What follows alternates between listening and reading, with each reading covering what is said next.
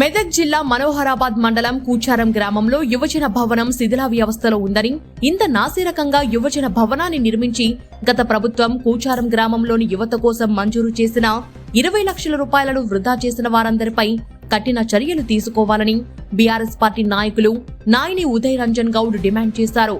దాదాపు 15 సంవత్సరాల క్రితం టీడీపీ నాయకులు కీర్తిశేషులు నాయని రాజేంద్ర ప్రసాద్ గౌడ్ నిర్మించిన గ్రామ పంచాయతీ భవనం మరియు ఎస్సీ కమ్యూనిటీ హాల్ ఇప్పటికీ బాగున్నాయని, నిర్మించిన 2 సంవత్సరాల్లోనే యువజన భవనం ఇలా శిథిలావస్థలో ఉండడం చాలా బాధాకరమని అన్నారు.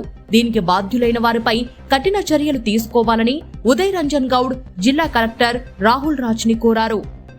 ఉబ్బలు దిగితే మట్టి బయటకు రావడం జరుగుతుంది. నాసిరకమైన సిమెంట్ మరియు డస్ట్ వాడి ఈ బిల్డింగ్ని కట్టడం జరిగింది. దీనికి సంబంధించిన కాంట్రాక్టర్ కానీ మరియు దీనికి సంబంధించిన పాలకవర్గం ఎవరైతే ఉన్నారో దీని బిల్డింగ్ కట్టించిన వాళ్ళకి కానీ చర్యలు తీసుకోవాల్సిందిగా కలెక్టర్ గారికి విన్నవించుకున్నాము. ఈ బిల్డింగ్ని మీరు లోపల చూసినట్టయితే ఎక్కడ ముట్టుకున్నా కూడా, బిల్డింగ్ చేతితో ముట్టుకున్నా కూడా రాలిపోతుంది.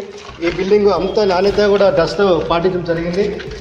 ఈ గోడలు కూడా చూసినట్టయితే అంత నాశనక గోడలు 20 లక్షలు తీసుకొని గవర్నమెంట్ దగ్గర ఇటువంటి మోసం చేసిన కాంట్రాక్టర్ని మరియు దీన్ని పర్యవేక్షించిన పాలకవర్గ సభ్యులు ఎవరైతే ఉన్నారో వాళ్ళందరి మరి కూడా చర్యలు తీసుకోవాల్సిందిగా చేత్తోనంటే కూడా వస్తుంది మట్టి. మరి దీనికి సంబంధించిన వారిపై కూడా చర్యలు తీసుకోవాల్సిందిగా కోరుకుంటున్నాము. ఎందుకంటే యువత బిల్డింగ్ అంటే ఒక్కసారి వస్తుంది, యువత బిల్డింగ్ శాంక్షన్ అవుతుంది.